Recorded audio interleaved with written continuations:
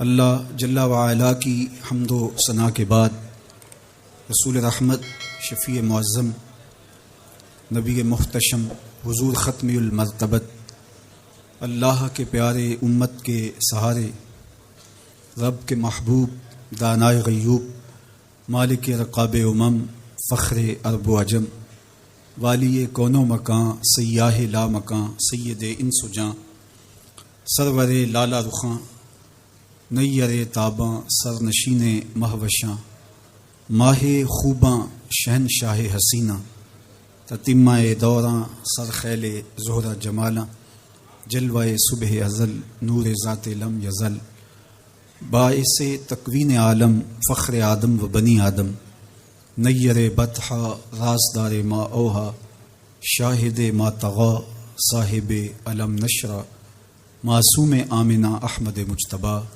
حضرت محمد مصطفیٰ صلی اللہ علیہ وآلہ وسلم کے حضور ناز میں اپنی عقیدتوں ارادتوں اور محبتوں کا خراج پیش کرنے کے بعد عالی مرتبت ذی وقار علماء کرام مہمانان محتشم معزز حاضرین و حاضرات ناظرین و ناظرات السلام علیکم ورحمۃ اللہ وبرکاتہ۔ کتاب رحمت قرآن مجید نے ہمیں مخاطبت کرتے ہوئے ارشاد فرمایا وَكَذَلِكَ جَعَلْنَاكُمْ أُمَّةً وَسَطًا، کہ ہم نے آپ کو امت وسط بنایا۔ تو دو چیزیں یہاں بیان فرمائی گئی، ایک تو ہمارا نام، ہمارا تعارف، ہماری پہچان امت کے ذریعے سے کی گئی ہے کہ تم امت ہو، اور یہ وہ امت ہے جو میرے حضور نے جوڑی ہے۔ تنکا تنکا کر کے یہ گھونسلہ بنا، کوئی روم سے آیا، کوئی حبشے سے آیا، کوئی فارس سے آیا، کوئی مکے کا باسی تھا، کوئی مدینے کا رہائشی تھا، کوئی یمن سے سفر کرتا ہوا آن پہنچا، اور یہ ایک امت بنی۔ میرے حضور نے امت بنائی تھی، فرقے ہم نے بنائے ہیں، امت کو ٹکڑوں میں ہم نے بانٹا ہے۔ استاد ابراہیم ذوق نے کہا تھا 72 فریق حسد کے عدد سے ہیں، اپنا یہ طریق کے باہر عدد سے ہیں۔ حسد کے عدد نکالو تو 72 بنتے ہیں۔ تو کہا کہ یہ حسد کا نتیجہ ہے کہ امت فرقہ فرقہ ہو گئی اور ٹکڑوں میں بٹ گئی۔ مجھے بتاؤ جس نے امت جوڑی تھی اس کے قلب اتھر پہ کیا گزرتی ہوگی؟ گھر میں دو بیٹے آپس میں بولتے نہ ہوں تو باپ کے حلق سے نیچے لقمہ نہیں اترتا۔ جس کی امت فرقوں میں بٹ گئی، طائف کے بازاروں میں، مکے کی گلیوں میں،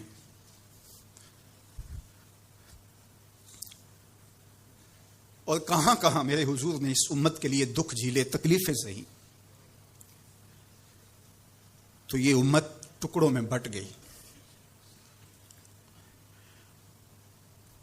حضور سے ہمیں معافی مانگنا ہوگی، چھوڑ کے آپ کا دامن رحمت آقا ہم سے بھول ہوئی، کھو دی اپنی قدر و قیمت آقا ہم سے بھول ہوئی، دیکھ ہماری آنکھ مچولی اپنے سینے اپنی گولی، بھول گئے ہم درس اخوت آقا ہم سے بھول ہوئی، بن گئے سیموں زر کے بندے تن کے اجلے من کے گندے، لٹ گئی ہم سے فقر کی دولت آقا ہم سے بھول ہوئی، دنیا کے ٹھکرائے ہوئے ہیں تیرے در پہ آئے ہوئے ہیں، کھول دے اپنا باب رحمت آقا ہم سے بھول ہوئی۔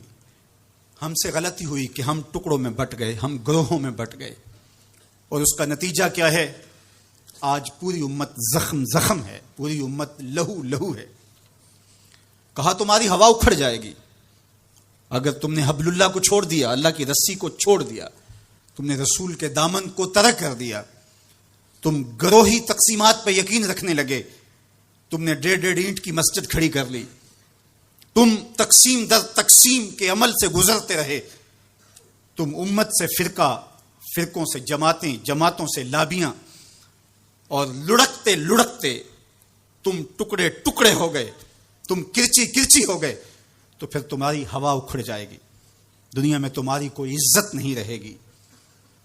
آج حضور کے قلب اطہر پہ کیا گزرتی ہوگی جب شام کی بچیوں کے منہ پہ تماچے مارے جاتے ہیں، جب بغداد میں حضور کی امت خانمہ برباد نظر آتی ہے، جب برما میں آری لے کر کے اعضاء کاٹ دیے جاتے ہیں، جب دشت لیلہ سے لے کے کندھار تک اور غزہ سے لے کے کشمیر تک لاشیں ہی لاشیں بکھری ہوئی نظر آتی ہیں، بستی بستی، کریا کریا، صحرا صحرا خون، بستی بستی، کریا کریا، صحرا صحرا خون، امت والے امت کا ہے کتنا سستا خون، امت والے امت کا ہے کتنا سستا خون۔ شام، قدس، کشمیر اور برما، کس کس کا احوال کہوں؟ شام، قدس، کشمیر اور برما، کس کس کا احوال کہوں؟ ہر سو زخمی، ہر سو لاشیں، ہر سو بہتا خون، امت والے امت کا ہے کتنا سستا خون، امت والے امت کا ہے کتنا سستا خون۔ آج امت لہو لہو ہے، اس پوری کائنات میں 1 انچ بھی جگہ ایسی نہیں ہے جہاں آتش و آہن برستا ہو اور وہ کفار کی سرزمین ہو۔ جہاں بھی خون بہتا ہے وہ بستی مسلمانوں کی ہے، جہاں لاشیں گرتے ہیں وہ گھر مسلمانوں کا ہے، جہاں عصمتیں لٹتی ہیں وہ خطہ مسلمانوں کا ہے۔ یہ ہمارے گناہوں کی سزا ہے جو ہم کاٹنے پہ مجبور ہیں، اور جب تک ہم امت نہیں بنتے تب تک رسوائیاں ہمارا مقدر ہوں گی اور ذلت ہمارا مقسوم ہے جب تک ہم ان کے دامن سے نہیں جڑ جاتے۔ قوت عشق سے جب دہر میں اجالا نہیں ہوتا تو پستیوں کو بلندیوں سے بدلنے کا کرینہ آپ نہیں سیکھ سکتے۔ نام محمد کو تھام کر کے، امت کی وحدت کے تصور کو اجاگر کر کے، حضور کا پاکیزہ وجود جو امت کی وحدت کا ضامن ہے، اس سے بے لوث محبت کا رشتہ اور الفت کا ربط جب تک مضبوط نہیں ہوتا تب تک ہم ان مشکلات سے کبھی بھی نہیں نکل سکتے۔ 1000 فلسفے تراش لیں، 1000 منطقیں بگھار لیں، لیکن کوئی نتیجہ نہیں ہوگا۔ تمہیں نتیجہ تب ہی ملے گا جب حضور کے قلب اطہر کو آرام پہنچاؤ گے، جب امت بن جاؤ گے، جب حضور علیہ السلام سے وابستگی اپنا شعار زندگی بنا لو گے، تو پھر دہر میں اجالا اور روشنی حضور علیہ السلام کے نام کے صدقے سے نصیب ہوگی، اور تقدیر کا قاضی تمہاری سزائیں معاف کر دے گا، اور پھر نتیجہ تمہارے سامنے اس صورت میں نمودار ہوگا کہ تم بحر و بر کے مالک ٹھہرو گے، اور کائنات کے اندر حضور کے ساتھ وفا کے رشتے کے نتیجے کے اندر لوح بھی تمہارے ہاتھ میں ہوگا، قلم بھی تمہارا ہی مقدر ہوگا۔ لیکن شرط یہ ہے کہ تم صحیح معنی کے اندر امت بن جاؤ۔ وَأَنْتُمُ الْأَعْلَوْنَ إِن كُنتُم مُؤْمِنِينَ، یہ میرے رب کا وعدہ ہے، اور میرے رب کے وعدے سچے ہوتے ہیں۔ کہا تم ان کے بن کے تو دیکھو، عزت کا تاج میں تمہارے سر پہ رکھوں گا۔ یہ تمہاری غلطیوں کی تمہیں سزا دی جا رہی ہیں، عزتیں تمہارے لیے ہیں، وقار تمہارے لیے ہے، لیکن شرط یہ ہے کہ تم میرے بھی بن جاؤ، میرے رسول کے بھی بن جاؤ، تو پھر عزتیں تمہارا مقدر ہوں گی اور شانیں تمہیں عطا کی جائیں گی، تمہیں عزتوں کی مسندوں پہ بٹھایا جائے گا۔ شکوے کی زبان کھلی تو لہجہ تلخ ہوا، اور اقبال بولا کہ صفائے دہر سے باطل کو مٹایا ہم نے، نوع انسانی کو غلامی سے چھڑایا ہم نے، تیرے کعبے کو جبینوں سے بسایا ہم نے، تیرے قرآن کو سینوں سے لگایا ہم نے، پھر بھی ہم سے گلا ہے کہ وفادار نہیں، ہم وفادار نہیں، تو بھی تو دلدار نہیں۔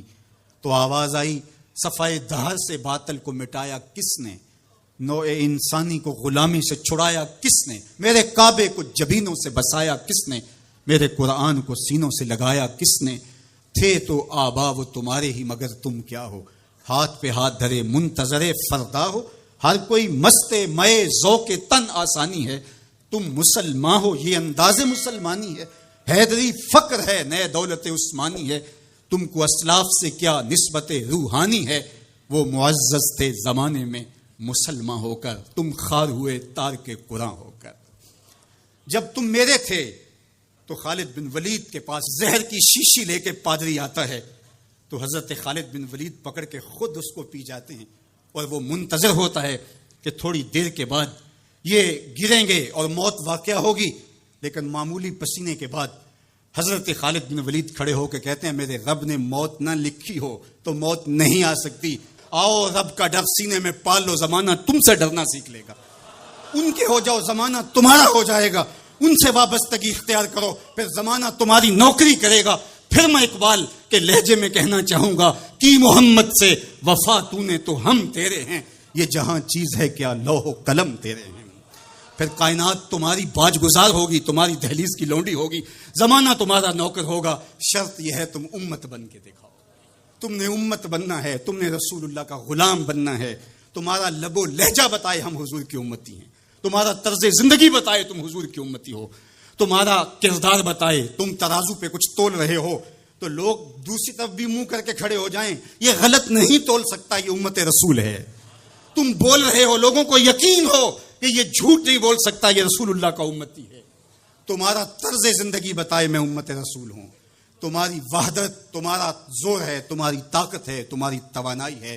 تو فرمایا وَكَذَلِكَ جَعَلْنَاكُمْ أُمَّةً، ہم نے تو امت بنایا تھا تمہیں، تم ٹکڑے ٹکڑے ہوئے، تم نے اپنے آپ کو بانٹ لیا، تم ایک دوسرے کا گریبان نوچنے لگے، تم ایک دوسرے کے جبے پھاڑنے لگے، تم ایک دوسرے کے لیے نفرتوں کے بیج بونے لگے، تمہاری زبانیں انگارے اگلنے لگیں، تم چنگاریاں نکالنے لگے، تم ممبر و محراب کے تقدس کو پامال کرنے لگے، تم خواہشات کے غلام بن گئے، تم آرزوؤں کے نوکر بن گئے، تم اپنے نفس کی غلامی میں آ گئے۔ تم تو غلام تھے آمنہ کے لال کے، تم نے کب سے نفس کی غلامی اختیار کر لی، تم کب سے خواہش کے نوکر بن گئے، تم کب سے نفس کے بندے بن گئے۔ پھر تمہیں ذلیل نہ کیا جاتا تو اور تمہارا علاج کیا ہے؟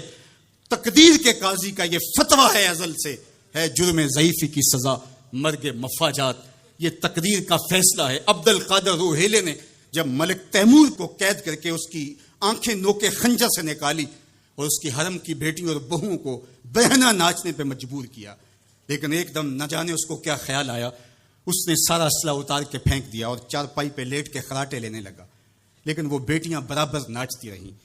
تو عبد القادر روہیلا کھڑا ہوا اور اس نے کہا کہ میں ایک سپاہی ہوں اور اس حالت کے اندر اسلحہ اتار کے خراٹے لینے لگ جانا یہ ایک سپاہی کی شان کے لائق نہیں ہوتا، یہ میرا تکلف تھا، یہ میری بناوٹ تھی، مجھے خیال آ گیا کہ میں نے بہت زیادتی کی ہے اور میں یوں لیٹا، میرا خیال تھا کہ تیمور کی کوئی بیٹی میرے ہی خنجر سے میرا گلا چیر دے گی، لیکن اس کے باوجود تم برابر ناچتی رہیں۔ حمیت نام تھا جس کا گئی تیمور کے گھر سے۔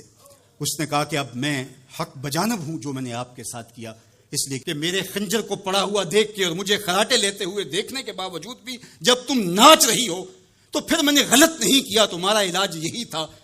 جب ہماری بیٹیاں غیروں کے نرغے میں ہوں، جب ہمارے گلے چیرے جا رہے ہوں، جب شام اجڑ رہا ہو، جب برما میں آریوں کے ساتھ انسانی اعضاء کاٹے جا رہے ہوں، جب بغداد کے اندر اس امت کی شہزادیاں بھیک مانگنے پہ مجبور ہوں، تو مجھے بتاؤ اس زمانے میں بھی ہم ایک دوسرے کے گریبان نوچیں گے؟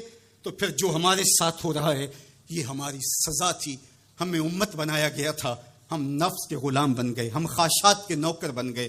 تو میرے رب نے کہا وَكَذَلِكَ جَعَلْنَاكُمْ أُمَّةً، دوسری بات وسطا، تمہیں امت وسط بنایا۔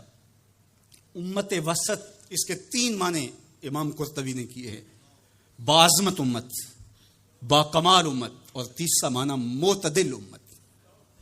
عظمت کے جس معراج پہ تمہیں بٹھایا تھا وہ کسی اور کا مقصوم نہیں تھا، جعلت لی الارض مسجدا، پوری کائنات کو تمہارے لیے مسجد بنا دیا گیا، تمہیں یہ عزت دی۔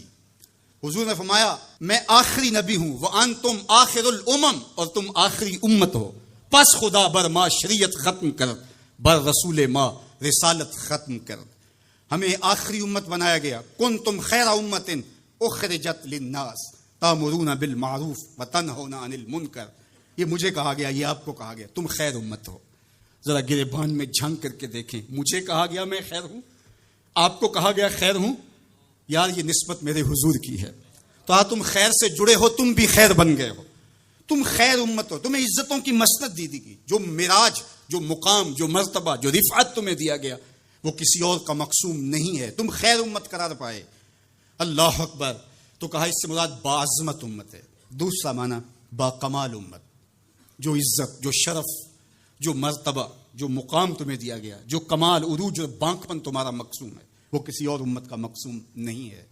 حضور نے ارشاد فرمایا، ایک بندہ صبح سے لے کر کے ظہر تک مزدوری کرتا ہے، اس کو ایک قیراط دیا جاتا ہے۔ ایک ظہر سے لے کر عصر تک مزدوری کرتا ہے، اس کا وقت تھوڑا ہے لیکن مزدوری اس کو بھی ایک قیراط دی جاتی ہے۔ اور تیسرا شخص عصر سے لے کر مغرب تک مزدوری کرتا ہے، دونوں سے کم تھوڑا وقت لگاتا ہے لیکن اس کو 2 قیراط دیے جاتے ہیں۔ فرمایا پہلی مثال یہود کی ہے، دوسری مثال نصارہ کی اور تیسری مثال میری امت کی ہے۔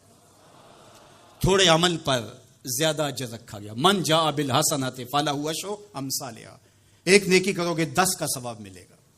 اس امت کو اعزاز دیا گیا، یہ امت کو تکریم دی گئی۔ ایک بچہ حفظ قرآن کرتا ہے اور اپنے خاندان کے لوگوں کی شفاعت کرتا چلا جاتا ہے۔ بڑھاپے میں اترتا ہے ایک شخص، عمر کی کثرت کی وجہ سے وہ خاندان کی شفاعت کا اہل ہو جاتا ہے۔ کیا کیا شرف نہیں دیے گئے، کیا کیا مقام نہیں دیا گیا۔ اس امت کو عزتوں کی مسند پہ بٹھا دیا گیا۔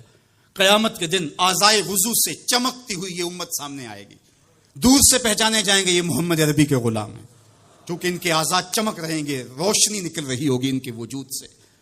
تیسرا معنی امت وسط کا، معتدل امت، اعتدال کی راہوں پہ چلنے والی، نہ یہود کی طرح اور نہ نصارہ کی طرح افراط و تفریط کا شکار نہیں ہوں گے، بلکہ یہ اعتدال کی راہوں پہ گامزن ہوں گے۔ عقائد میں، اعمال میں، رویوں میں، طرز زندگی میں، انداز معاشرت میں، گفتگو میں، کلام میں، ہر لحاظ سے یہ اعتدال کی راہوں کے مسافر ہوں گے۔ جب یہ امت اعتدال کی راہوں سے نکلی اور ان میں غلوف پیدا ہوا یا ان کے اندر تفریط پیدا ہوئی تو نتیجہ یہ ہوا امت اپنے وقار کو کھو بیٹھی۔ یہود نے شان الوہیت اور شان رسالت کے اندر تنقیص کر دی اور انبیاء علیہم السلام کی دشمنی مول لی اور کتنے نبیوں کو ناحق قتل کیا۔ بنی اسرائیل نے 70 نبی شہید کیے۔ آج اگر راہ خدا میں ہمیں کوئی تکلیف پہنچتی ہے تو میں اور آپ ہوتے کون ہیں؟ اس راستے کے اندر تو نبی شہید کیے گئے۔ امام رازی نے تفسیر کبیر میں لکھا ہے کہ مکے سے طائف تک 70 ایسے نبیوں کی قبریں ہیں جن کی وفات صرف بھوک کی وجہ سے ہوئی ہے۔ یہ دین یوں ہی ہمارے تک نہیں پہنچا، یہ قدریں ہمارے تک یوں ہی نہیں پہنچی، ہمارے اسلاف کی قربانیوں کا نتیجہ ہے۔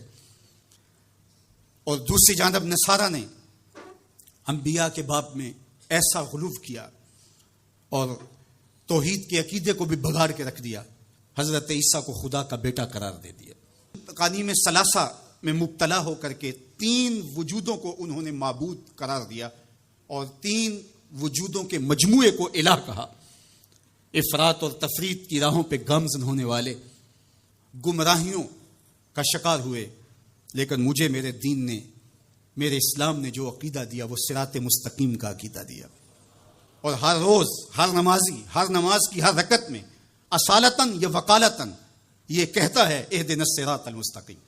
یہ اتنی ضرورت ہے ہماری کہ اللہ سے مستقیم راہ مانگے کہ چونکہ دونوں جانب لڑکنے کے اندیشے لمحہ لمحہ موجود ہیں، پھر اس کو اجالنے کے لیے آگے کہہ دیا کہ غیر المغضوب علیہم ولا الضالین، یعنی نہ تو گمراہوں کا راستہ اور نہ جن پر تیرا غضب ہوا ان کا راستہ، نہ افراط نہ تفریط کی راہ۔ مالک مجھے مستقیم راہوں کا مسافر رکھنا، سیدھی راہ پہ گامزن رکھنا، کیونکہ سیدھی راہ پہ گامزن ہونا ہی ہدایت کی علامت ہے۔ جب ترازو کے دونوں پلڑے برابر رہتے ہیں تو اس کو عدل کہتے ہیں، اسی سے اعتدال نکلا ہے۔ کوئی پلڑا جھکا نہیں تو عدل کا نظم خراب نہیں ہوا۔ تم لمحہ لمحہ عدل کی راہوں پہ گامزن رہو گے، اپنا محاسبہ کرتے رہو گے، اپنے عقائد کا محاسبہ کرتے رہو گے، تمہارے عقائد میں خرابی نہیں آنی چاہیے۔ تمہارے 3 بنیادی عقیدے ہیں، عقیدہ توحید، عقیدہ رسالت اور عقیدہ آخرت۔ ان عقیدوں میں کبھی بھی بگاڑ نہ آنے دینا۔ اللہ جل شانہ کی جو شانیں ہیں، اللہ کی جو عظمت ہے وہ تمہارے رگ و ریشہ میں ہر وقت اس کا روب اور اس کی خشیت موجود رہنی چاہیے۔ انبیاء علیہ السلام کی عظمتوں کے باوجود کہیں ایسا نہ ہو کہ تمہارے عقیدوں کے اندر خرابی آئے اور تم کہیں غلوف کا شکار ہو جاؤ، جس طرح کہ نصارہ نے کیا۔ اللہ کی شانیں، اللہ کی عظمتیں وراء الورا ہیں۔ اور پھر دوسری بات، کہیں ایسا نہ ہو کہ توحید کے نشے میں تم انبیاء کی تکثیر کرنے لگ جاؤ اور نبی کی شان تمہارے لیے تکلیف کا سبب بننے لگ جائیں۔ شاید اس سے توحید میں کوئی فرق آتا ہے۔ میاں توحید میں فرق نبی کی عظمت سے کیسے آئے گا؟ اس لیے کہ نبی کو عظمت دینے والا تو میرا رب ہی ہے۔ وَرَفَعْنَا لَكَ ذِكْرَكَ۔ اور پھر تیسری بات، عقیدہ آخرت۔ آخرت کا عقیدہ یہ ہے کہ ہم نے اس دنیا پر بیٹھ نہیں رہنا، بہرحال اللہ کی طرف سے جو اس کے علم میں متعین ہماری زندگی ہے اس کو گزارنے کے بعد ہم نے یہاں سے رخصت ہونا ہے۔ وہ ہم جوانی میں چلے جائیں، ہم بڑھاپے میں چلے جائیں، یا ارذل العمر کے بعد ہم اس دنیا سے رخصت ہوں، یا بچپن میں چلے جائیں، یہ ہمارے علم میں نہیں ہے، یہ ہم سے مخفی رکھا گیا، یہ اللہ کی حکمت ہے۔ لیکن یہ طے شدہ ہے کہ ہم نے یہاں بیٹھ نہیں رہنا، اور جب یہاں سے جانا ہے تو ایک دوسرا جہاں ہمارے لیے منتظر ہے، اور وہاں ہم نے ایک ایک عمل کا حساب دینا ہے۔ ثم لتسألن یومئذ عن النعیم۔ اس دن ایک ایک عمل کے بارے میں پوچھا جائے گا۔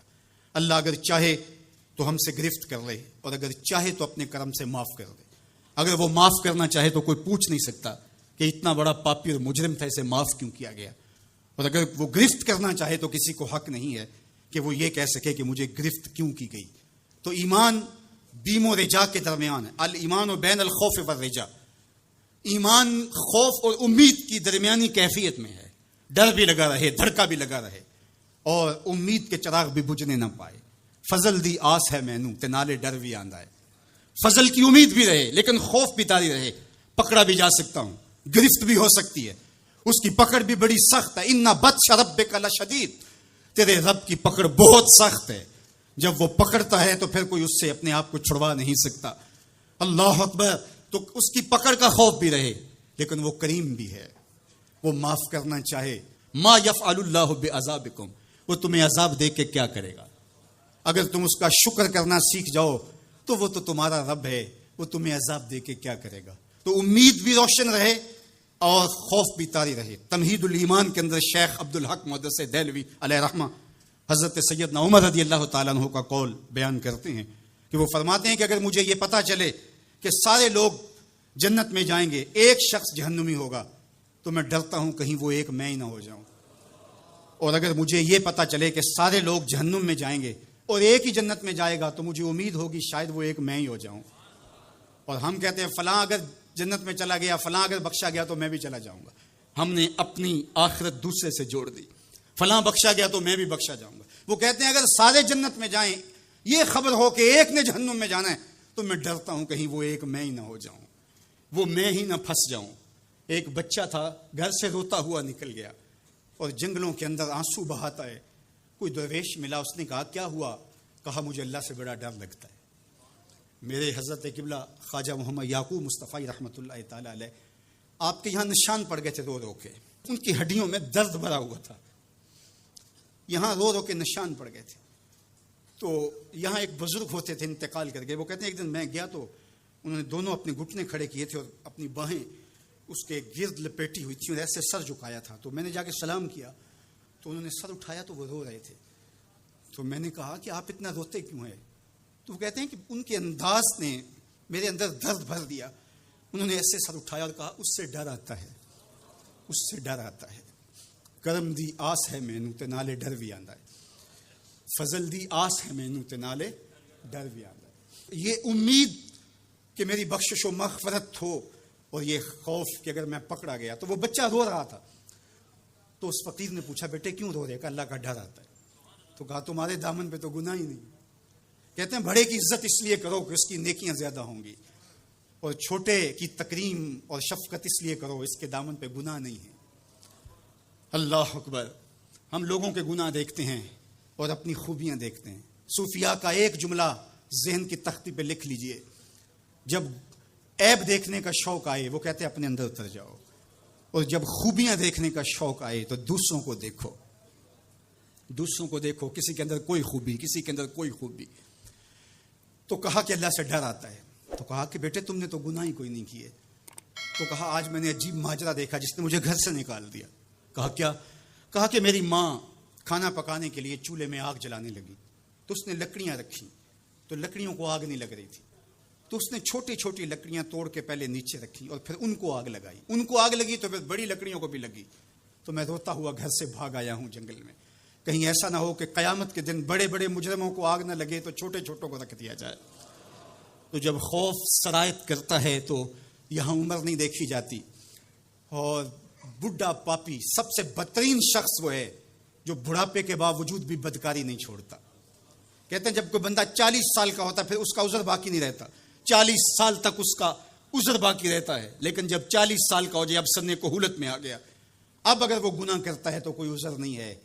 ہڈیاں کمبن گوڈے کھڑکن تے اڑ گیا لک تیرا، اجے بھی بدیوں باز نہ آئیوں جیو مرد دلیرا. یا ایھا الانسان ما غرک بربک الکریم. میرا رب پکار پکار کے کہہ رہا ہے او بھاگنے والے انسان آجا پلٹ کے، تیرا رب بڑا ہی کریم ہے. میں یہ بات 100 بار کہی، میرے سننے والے مجھ سے 1000 بار سن چکے، لیکن لفظوں کی چاشنی اور امید کی ایسی جگمگاتی کرنیں روشن ہوتی ہیں کہ دل میں چراغاں ہو جاتا ہے.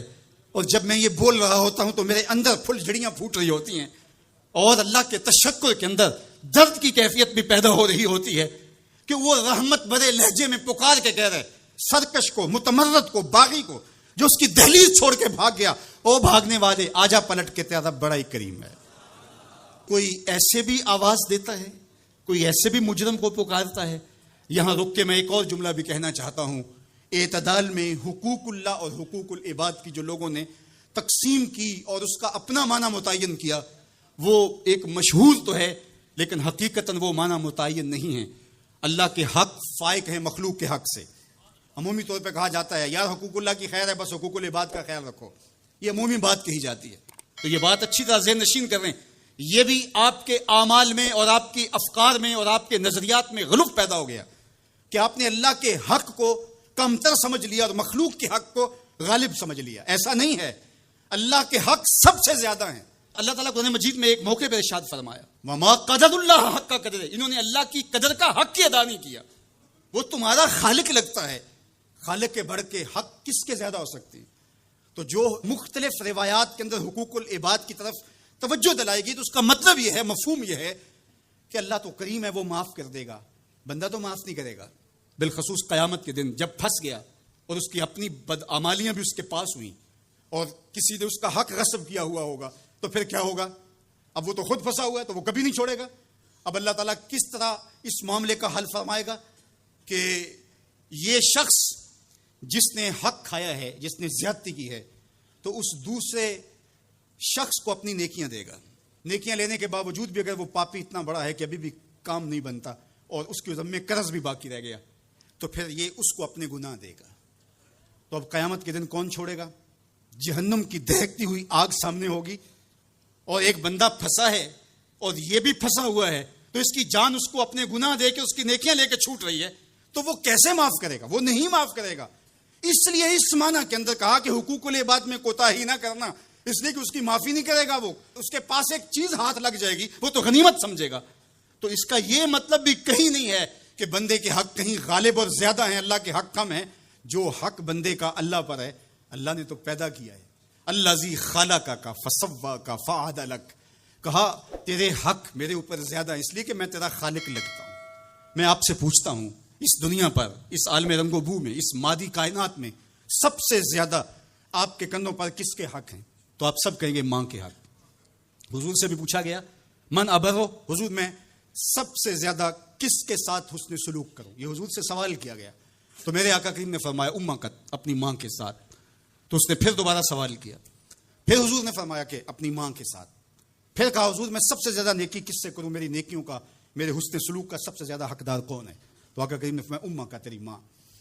تو پھر اس نے چوتھی مرتبہ کہا تو حضور نے فرمایا تیرا باپ. تو 3 مرتبہ حضور نے ماں کا ذکر کیا. علماء نے یہاں لکھا کہ والد اولاد کی تربیت کرنے کے لیے مشقت سہتا ہے، کمائی کرتا ہے، یہ ایک مرحلہ ہے اس کا. ماں 9 ماہ تک اس کو اپنے پیٹ میں رکھتی ہے، ایک مرحلہ یہ.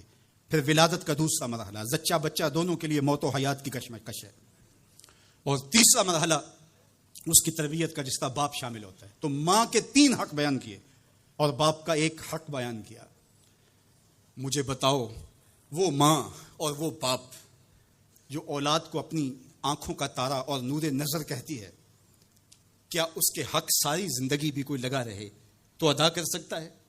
کسی نے کہا کہ میں نے ماں کو اپنے کندھوں پہ اٹھا کے حج کروایا اور موسم میں حدت اور گرمی اتنی تھی کہ اگر گوشت کا ٹکڑا زمین پہ پتھر پہ ڈال دیا جاتا تو وہ بھن کے کباب بن جاتا، کیا میں نے اپنی ماں کا حق ادا کر دیا؟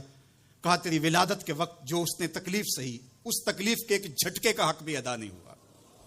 یہ تیری ماں ہے، کیا تو اتنی بے وفا ہو گئی ہے کہ اس ماں کی مرضی اب تیری مرضی نہیں رہی؟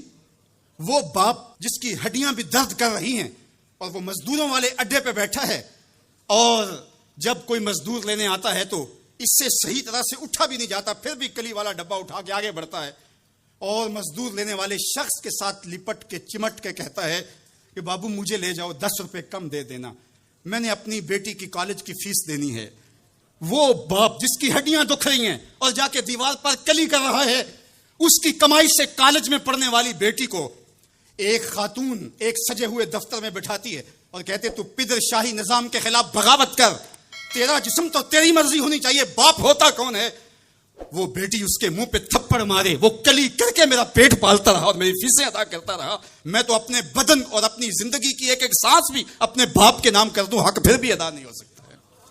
میرا باپ میری تعلیم کا ضامن ہے، میری زندگی کا ضامن ہے، میری عزت اور آبرو کا پہرے دار ہے۔ اللہ اکبر، معاشرہ بدل گیا، حالات کے تیور تبدیل ہو گئے، بغاوتیں بھر گئیں، وفاؤں نے دم توڑ دیا، مغرب کی تہذیب سوائے تکلف کے اور کچھ نہیں ہے، اور چہرہ جو روشن نہ ہو تو کیا حاجت گلگونہ فروش، نئی تہذیب تکلف کے سوا کچھ بھی نہیں ہے۔ یہ مغربی تہذیب کی یلغار نے مرد آوارہ، بیکار و زن کمار باش کیا معاشرہ تخلیق کیا جا رہا ہے۔ میرے حضور کے غلاموں، آؤ ہم نے دین حضور سے لینا ہے، اور یہ سارے چونچلے اور یہ ساری مغربی وظیفہ خور تنظیمیں یہ دم توڑ کے رہ جائیں گی۔ اس کائنات کے اندر اور اس وطن کے اندر جھنڈا لہرائے گا تو محمد عربی کے نظام کا ہی لہرائے گا انشاءاللہ۔ ہم حضور کے دین کو کھڑا کرنے کے لیے اور حضور کے نظم کو غالب کرنے کے لیے اپنی زندگی کے ایک ایک سانس کو حضور کے نام وقف کریں گے۔ میری زندگی کا مقصد تیرے دین کی سرفرازی، میں اسی لیے مسلمان، میں اسی لیے نمازی، میری زندگی کا ایک ایک لمحہ حضور کے دین کے لیے، حضور کے نام کے لیے۔ تو حقوق والدین کے جو ہے وہ بہت سارے ہیں، کہا تو اس کے ایک درد کے جھٹکے کا جواب بھی نہیں دے سکا۔ ماں اولاد سے جو محبت کرتی ہے اور جو ماں کے حق ہیں وہ اتنے زیادہ ہیں کہ کسی پیمانے میں اس کو تولا نہ جا سکے۔ میں کہا کرتا ہوں سمندر کی پاتال تک تو کوئی پہنچ گیا ہوگا، لیکن ماں کے پیار کا کنارہ آج تک کسی نے نہیں پایا۔ یہ سڑکوں کے کناروں پر بڑے بڑے ہیوی ترازو نصب کر دیے گئے ہیں، پورا کنٹینر تول لیا جاتا ہے، لیکن آج تک ایسا ترازو میں نے نہیں دیکھا جس پر ماں کے پیار کو بھی تولا جا سکے۔ ماں جب بولتی ہے تو اس کے لہجے میں جبریل بولتا ہے، ماں جب مسکراتی ہے تو لگتا ہے جنت کی ساری کلیاں کھل اٹھی ہیں۔ اللہ نے ماں کے سینے میں وہ درد، وہ درک، وہ محبت، وہ چاہت، وہ پیار کا جہاں آباد کر دیا کہ سید خورشید گیلانی نے کہا تھا کہ اونچے ہوٹلوں میں کھانا کھانے میں وہ سرور کہاں جو چولہے پر بیٹھ کے ماں کے ہاتھوں سے پکی ہوئی چپاتیاں کھانے میں ملتا ہے۔ اور کہا اونچے اونچے اسٹیجوں پہ حضرت صاحب، عالی جناب، مفتی صاحب، قبلہ عالم، کیا کیا لفظ سننے کو ملتے ہیں، لیکن ان لفظوں میں وہ چاشنی کیا جو ماں کی زبان سے اوئے مٹھو اوئے ببلو کے اندر رکھی گئی ہے۔ ماں کے سینے میں تڑپتی ہوئی ممتا اور محبتوں کا جہاں، اس کی کوئی مثال ہی نہیں ہے۔ ماں کو اتنا پیار کیوں ہے اور ساری زندگی ماں کے حق ادا کرتا رہے پھر بھی حق ادا نہ ہو، کیوں؟ اس لیے کہ ماں نے جنم دیا ہے۔ یہی جواب ہے نا آپ کا کہ ماں اتنا پیار اس لیے کرتے، اس کے حق کتنے ہیں کہ میرے حضور نے کہا پھر ماں پھر ماں پھر ماں۔ اتنے حق کیوں ہیں؟ اس لیے کہ اس نے جنم دیا ہے۔ میرے جملے کو بار بار آپ نے سنا ہوگا، پھر سن لیجئے، جس نے جنم دیا ہے اس کو اتنا پیار ہے اور اس کے اتنے حق ہیں، تو جس نے خلق کیا ہے اس کو کتنا پیار ہوگا اور اس کے کتنے حق ہوں گے۔ تو اللہ کے حق غالب ہیں۔ تو یہ جو حقوق العباد کی تلقین کی جاتی ہے تو اس کا مفہوم یہ ہے کہ اس کی معافی نہیں ہوگی۔ انسان ہے، نہیں معاف کرے گا، وہ کریم ہے، معاف کر دے گا۔ تو اس کا یہ مطلب کبھی بھی نہیں نکلتا کہ جو ہے وہ اللہ کے حق کوئی کمزور ہے اور مخلوق کے حق غالب ہیں۔ ہمارے اوپر سب سے بڑا حق ہمارے اللہ کا ہے، پھر رسول اللہ کے حق ہیں، پھر اس کے بعد ہماری ماں کے، ہمارے باپ کے، ہمارے مرشدوں کے، ہمارے استاد. ہم احسان فراموش لوگ نہیں ہیں. ہم جس کا بھی حق ہو اس کو پورا کرتے. مولا کائنات سیدنا علی المرتضیٰ فرماتے ہیں جس نے مجھے ایک حرف بھی پڑھایا اس نے مجھے اپنا غلام بنا لیا. ہم تھوڑی سی عزت ملنے پر آنکھیں سر پہ نہیں رکھ لینے والے لوگ. ہم احسان فراموش نہیں ہیں کہ کبھی باپ کو پدر شاہی نظام کے ساتھ مسترد کریں، کبھی ماں کے چہرے پہ لات مار دیں کہ تم کون ہوتی ہو میری زندگی میں مداخلت کرنے والی. ہم تو رشتہ بھی کرنا ہوتا ہے تو بوڑھی دادی امی سے بھی پوچھتے ہیں، جب تک وہ ہاں نہیں کرتی تو گھر کے اندر ماحول ہی نہیں بنتا ہے. ہمارا دین، ہمارا کلچر، ہماری تہذیب، ہمارا تمدن ہمیں یہ سکھاتا ہے لیس منا من لم یرحم صغیرنا ولم یوقر کبیرنا، جو چھوٹوں کے ساتھ شفقت سے پیش نہیں آتا اور بڑوں کے ساتھ جو ہے وہ توقیر سے پیش نہیں آتا. میرے حضور نے فرمایا میرے ساتھ اس کا کوئی تعلق، کوئی ربط، کوئی رشتہ نہیں ہے. تو ہمارا دین تو ہمیں یہی سکھاتا ہے. تو بیم اور رجا کے درمیان ہمیں یہ سکھایا گیا. بات احترام کی چلی تو عقیدوں کے اندر جب غلوف پیدا ہوتا ہے تو اغیار کی سازشوں کا ہم نادیدہ اور دیدہ طور پہ شکار ہو جاتے ہیں. اقبال نے آج سے صدیوں قبل یہ بات جو ہے وہ ہونے والے حادثات کی نشاندہی کرتے ہوئے اپنے زمانے میں کہا تھا کہ تو کہ نشناسی خفی راز جلی ہوشیار باش، اے گرفتار ابو بکر و علی ہوشیار باش. کہا تو نہیں جانتا کہ تیرے ساتھ کیا کھیل کھیلا جا رہا ہے. ابو بکر اور علی کو آپس میں مقابل کھڑا کرنے والے ہوشیار ہو جا. یہ اغیار کی سازش ہے. یہ دونوں کرنیں سینہ محمد عربی کی ہیں. ابو بکر بھی حضور کے ہیں، علی بھی حضور کے ہیں، عثمان بھی حضور کے ہیں، اصحاب بھی رسول کے ہیں، اہل بیت بھی حضور کے ہیں. ہم ان کی چوکھٹ کے فقیر بھی ہیں اور ان کے در کے بھی غلام ہیں. ہم تو غلام ابن غلام ابن غلام ہیں. ہمیں تو ان کی وساطت سے دین ملا ہے. ہم ایک کا نام لے کر کے دوسرے کی نفی نہیں کر سکتے. اللہ کے محبوب علیہ الصلوۃ والسلام نے حضرت سیدنا علی المرتضیٰ کو دیکھا اور فرمایا، مسند امام احمد بن حنبل نے اس کو روایت کیا، نہج البلاغہ میں موجود ہے. سیدنا علی المرتضیٰ فرماتے حضور نے میرے بارے فرمایا، یہلک فی رجلان محب مفرط و مبغض. علی تیرے معاملے میں آ کے دو لوگ برباد ہوں گے. تیرا معاملہ حضرت عیسیٰ والا معاملہ ہے.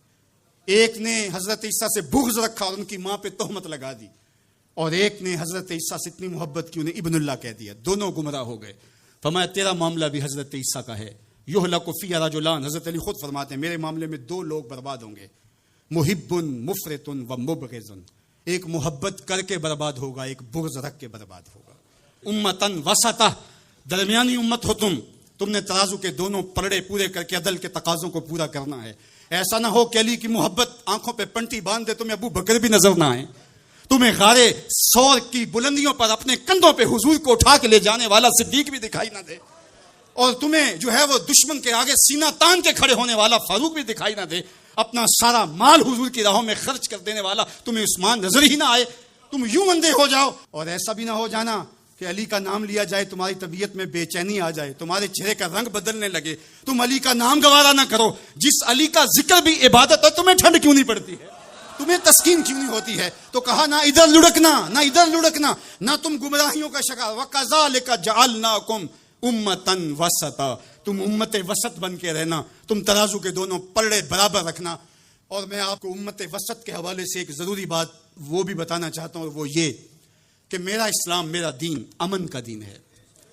قیام امن دین کے مقاصد میں شامل ہے. لیکن دوسری جانب اگر دشمن کی سرکوبی کے بغیر راستے نہ نکلتے ہوں تو اسلام کہتا ہے گھوڑے تیار رکھو.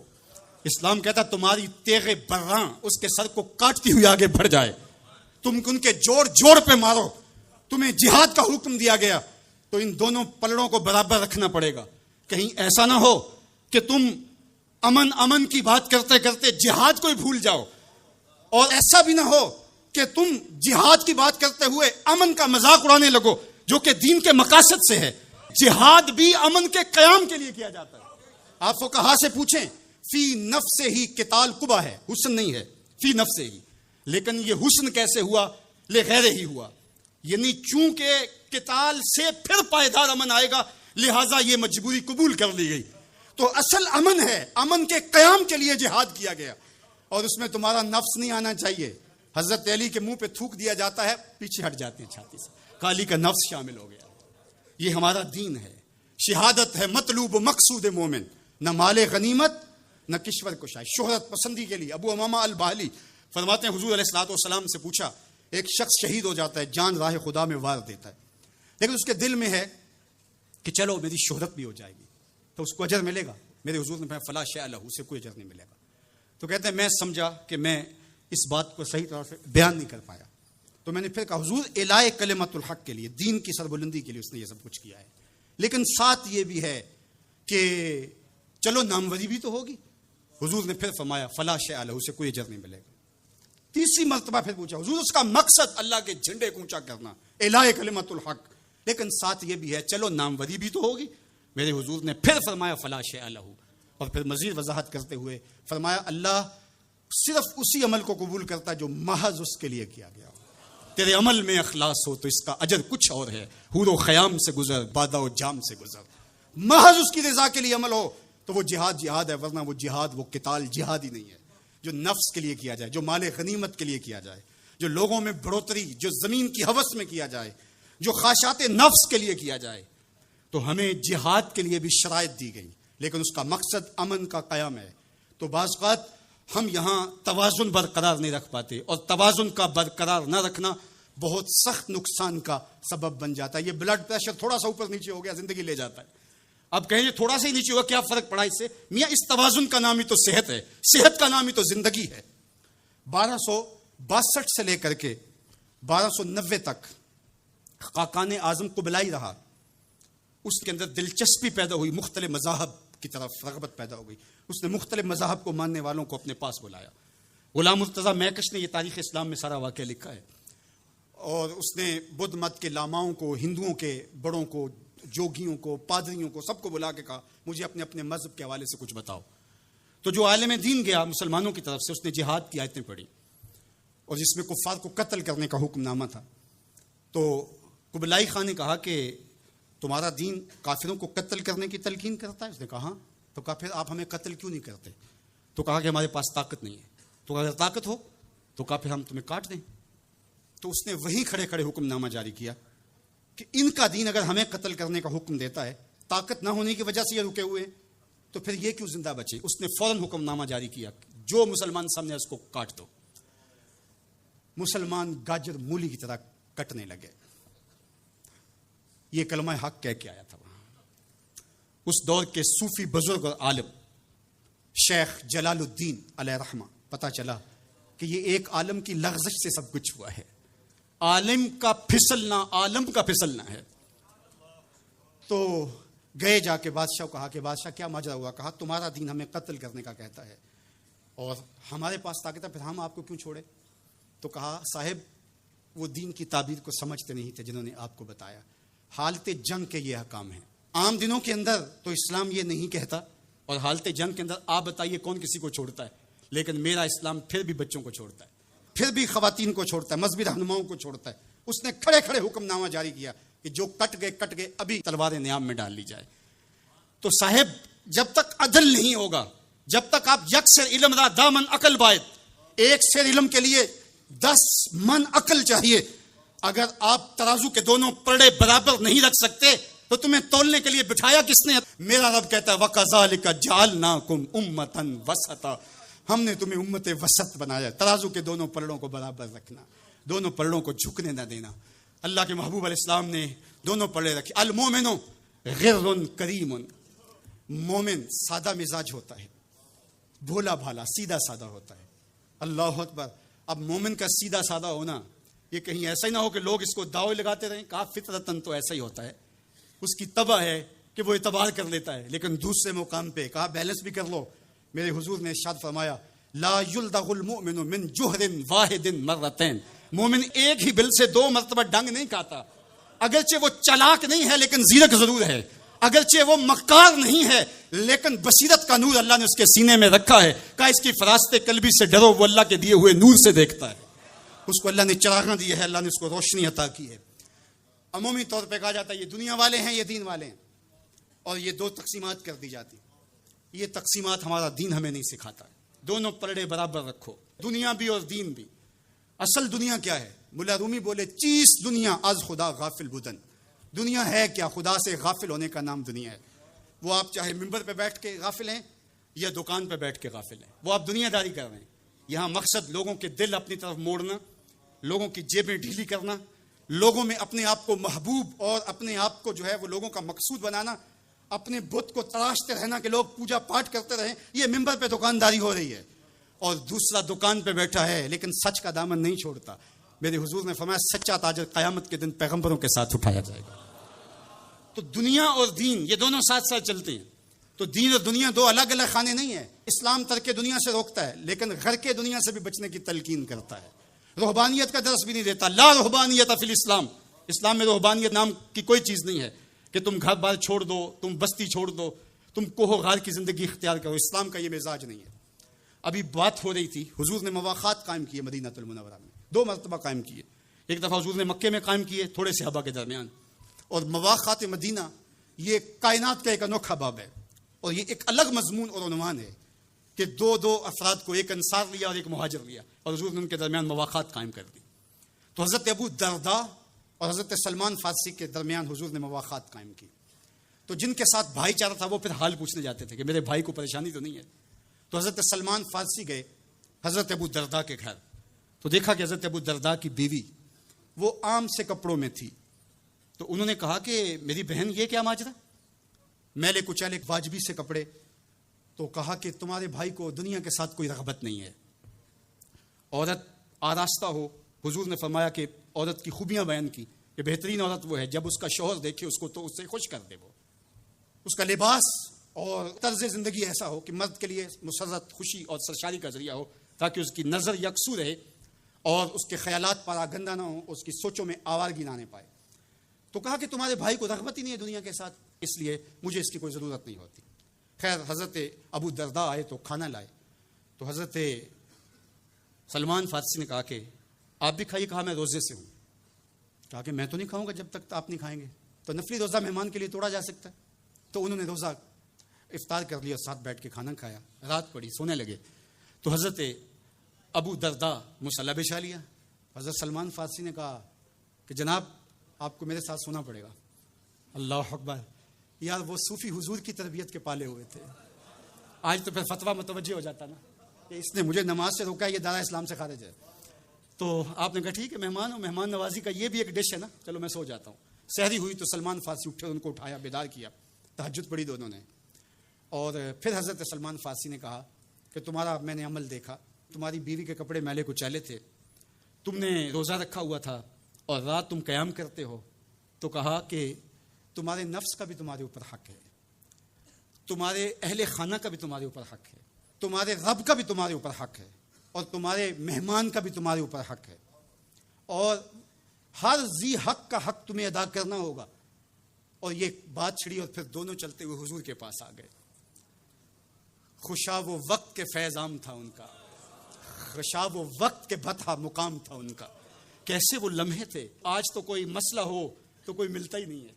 درد ہو تو سنائیں کس کو، زخم ہو تو دکھائیں کس کو، کہانی ہو تو کہیں کس سے، دکھڑے ہوں کس کی دہلیز پہ رکھیں، کس کے کندھے پہ سر رکھ کے روئیں، کوئی رہا ہی نہیں ہے. تو وہ اٹھے اور حضور کے پاس آئے اور حضرت سلمان نے اپنی کہانی سنائی اور ابو درداء نے اپنی بات کہی. تو میرے حضور نے کیا کہا سنو. میرے حضور علیہ الصلوۃ والسلام نے ارشاد فرمایا صدق سلمان، کہا میرے سلمان نے سچ کہا ہے. تو ہمارا دین ہمیں یہ کہتا ہے کہ تمہاری زندگیاں خوبصورت ہو، رب کا حق بھی ادا کرو. اور حضور نے ایک شخص کو دیکھا وہ سخت کمزور ہے. تو آقا کریم نے فرمایا کہ کیا ماجرا ہے، تم بہت کمزور ہو. اس نے کہا کہ بہت ساری مصیبتیں ہیں جو میرا رخ کر رہی ہیں. تو میرے حضور نے کہا کہ تو نے اللہ سے کوئی دعا تو نہیں مانگی تھی. اللہ اکبر. یہ دل و قلب و نگاہ کے مرشد اولین ہیں. حضور تو سینوں کے چھپے راز بھی جانتے. کہا کہ تو نے کوئی دعا تو نہیں کی تھی رب سے. کہا جی حضور میں نے اللہ سے دعا کی تھی. کیا دعا مانگی؟ کہا میں نے اللہ سے کہا مالک جو بھی تکلیفیں ہیں، مصیبتیں ہیں، وہ آخرت کے حصے کی بھی دنیا پہ بھیج دے تاکہ یہیں فارغ ہو کے جاؤں، آخرت میری صاف ہو جائے. تو بڑے دکھڑے ہیں، بڑے غم ہیں، بڑی اذیتیں ہیں، بڑی بیماریاں ہیں جس نے مجھے کمزور کر دیا. تو بظاہر بڑی اچھی بھلی بات تھی کہ سارے دکھڑے دنیا پہ لے لی، آخرت صاف کر لی. لیکن میرے حضور نے کیا ارشاد فرمایا؟ فرمایا تو نے یہ کیوں کہا کہ آخرت کے دکھ بھی دنیا پہ مل جائیں؟ تو نے یہ کیوں نہیں کہا ربنا آتنا فی الدنیا حسنۃ وفی الآخرۃ حسنہ، اللہ دنیا میں بہتریاں دے دے، آخرت میں بھی بہتریاں دے. وَكَذَلِكَ جَعَلْنَاكُمْ أُمَّةً وَسَطًا. جب تک ترازو پورا نہیں رکھو گے، جب تک دونوں پلڑے برابر نہیں ہوں گے، تم آگے کبھی نہیں بڑھ سکو گے. یار میں تو سفر پہ نکلتا ہوں تو میرا ساربان گاڑی روک کے کہتا ہے میں نے ہوا چیک کروانی ہے، کسی ٹائر میں ہوا کم نہ ہو. مجھے تو لگتا نہیں، وہ کہتا ہے مجھے پتا ہے گاڑی ڈول رہی ہے. یار ایک ٹائر میں ہوا کم ہو تو سفر نہیں ہو سکتا، تو کہیں ٹائر پھولا ہو اور کہیں چپکا ہوا ہو تو تم سمجھتے ہو مدینے پہنچ جائیں گے. مدینے نہیں پہنچ سکتے، تم تو کہیں نہیں پہنچ سکتے. وَكَذَلِكَ جَعَلْنَاكُمْ أُمَّةً وَسَطًا، دونوں ترازو کے پلڑے برابر رکھو، دونوں ٹائروں کے اندر ہوا پوری رکھو، پھر تمہاری گاڑی فراٹے بھرتے ہوئے مکے بھی پہنچے گی، مدینے بھی پہنچے گی. اس لیے کہا کہ تم نے امت وسط بننا ہے، اپنے دامن کو کبھی بھی دائیں بائیں جھکنے نہیں دینا، افراط و تفریط کا شکار نہیں ہونے دینا. طاعت اور خدمت خلق کے مابین بھی عمومی طور پہ ہمارے معاشرے کے اندر یہ غلط فہمی پائی جاتی ہے.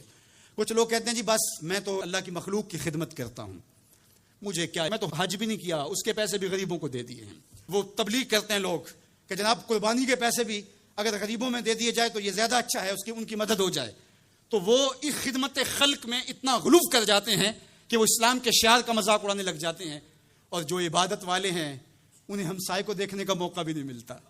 اور آپ جانتے ہیں کہ جب ایک بستی کو برباد کرنے کا حکم دیا گیا تو کہا کہ یہاں تو ایک بستی میں شخص رہتا ہے جس کا سر سجدے سے اٹھتا ہی نہیں. کہا میرے بندوں کے اوپر قیامتیں ٹوٹیں اور ان کے اوپر ظلم اور جبر کے پہرے ہوں اور اس کے ماتھے پہ شکن نہیں آتا، اس کے سمیت ہی بستی کو لٹ کے رکھ دو. یار عبادت کرتے ہو لیکن ہمسایوں کا خیال بھی رکھو. میرے حضور علیہ الصلوۃ والسلام نے لعاب پھینکا نا تو صحابہ نے اپنے ہاتھوں پہ لے کے اپنے منہ پہ مل لیا. کائنات کے اندر آپ کو ایسا کوئی محبوب نہیں ملے گا جیسے حضور ہے. آپ نے عشق اور محبت کی لوک داستانیں بڑی سنی ہوں گی، لوگوں نے نہریں بھی کھودی، لوگوں نے محبوبوں کے لیے کیا کچھ نہیں کیا، لیکن آج تک آپ کو ایسا نہیں ملا ہوگا کسی محب نے محبوب کا لعاب بھی چاٹا ہو. کائنات میں یہ انوکھا باب ہے. تو حضور علیہ الصلوۃ والسلام نے فرمایا کہ تمہیں اس چیز پر کس نے ابھارا کہ میرا لعاب بھی اپنے چہروں پہ مل رہے ہو؟ تو انہوں نے کہا اللہ اور اس کے رسول کی محبت نے. تو میرے حضور نے اس کی نفی نہیں کی، لیکن ساتھ ہی فرمایا اگر کوئی چاہتا ہے کہ اللہ اور اس کے رسول سے محبت کرے اور اللہ اور اس کا رسول اس سے محبت کرے تو وہ ہمسایوں کے حقوق کا خیال رکھے. یعنی تمہارا یہ پہلو بھی، تم عاشق رسول بھی ہو لیکن ہمسایوں کا بھی تو خیال رکھو. تمہارے گھر پہ جھنڈا تو لگا ہے حضور کے میلاد کا، لیکن اگر ہمسایوں کے گھر میں اندھیرا ہے تو یار اپنے گھر میں اس سال اگر چراغاں نہیں کر سکے، غریب ہمسائے کا میٹر کٹ گیا اس کا بل دے دو، آمنہ کا لال زیادہ خوش ہوگا، میلاد والا رسول زیادہ خوش ہوگا. اس لیے دونوں پلڑے برابر رکھو. نہ تو عبادات کے زعم میں تم خدمت خلق کو اور ہمسایوں کے حقوق کو اور رشتہ داروں کے حقوق کو بھول جاؤ، اور نہ یہ کہ تم خدمت خلق کے نام پہ عبادات کا مذاق اڑانے لگو. وَكَذَلِكَ جَعَلْنَاكُمْ أُمَّةً وَسَطًا. ادارت المصطفیٰ دونوں بازوں کے ساتھ اڑنے کی فکر رکھتا ہے اور امت وسط کے مزاج کو لوگوں میں راسخ کرنا شروع ہوتا ہے. ظاہر ہے جب کبھی اس بازو پہ زور پڑے تو کبھی اس بازو پہ زور پڑے تو بازو جھکنے لگتے ہیں تو میرا اللہ مدد کرتا ہے، نصرت دیتا ہے. تو کبھی ہمارے کسی بازو پہ فتویٰ بھی آ کے جو ہے وہ زور ڈالتا ہے، کبھی کسی فتوے کا میزائل لگتا ہے، لیکن ہم تو بلے شاہ کی بولی میں کہتے ہیں بلے آلو کی تینوں کافر کافر آکھن تو آہو آہو آنکھ. ہمارا کام الجھنا تھوڑا ہے، ہم نے تو آگے بڑھتے ہی چلے جانا ہے اور ہماری منزل تو مدینہ ہے، ہم نے تو اس کی طرف عازم سفر رہنا ہے. ادارت المصطفیٰ ایک فکر کا نام ہے اور وہ فکر جو مدینے کی ضیاؤں سے پھوٹتی ہے، گنبد خضرا کے جمال کی روشنی ہے، اور وہ مصطفی نہیں ہو سکتا جس کے دونوں بازو میں سے ایک بازو شل ہو. حضور کی امت سے جس کو پیار نہیں ہے، حضور کی امت سے جس کو محبت نہیں ہے، حضور کی محبتوں کا کبھی بھی مستحق نہیں ہو سکتا. میرے بزرگ فرمایا کرتے تھے جس کے بچوں سے تم پیار کرتے ہو اس کا باپ تم سے پیار کرتا ہے. اگر تم چاہو کہ حضور ہم سے پیار کریں تو حضور کی امت سے پیار کرو.